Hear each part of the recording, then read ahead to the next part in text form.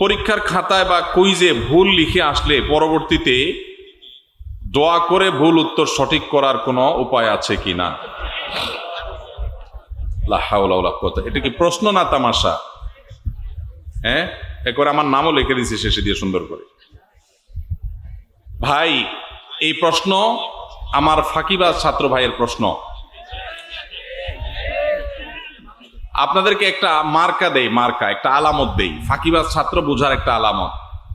হুজুরদের কাছে যেসব ছাত্র প্রশ্ন দিবে, হুজুর কোন আমল করলে পরীক্ষার খাতা একেবারে ফরফরায় লিখতে পারবো, সহজে লিখতে পারবো, একটু কলম পড়া দেন হুজুর, ফু দিলে জানে কলমে একেবারে গুলির মতো চলতে থাকে।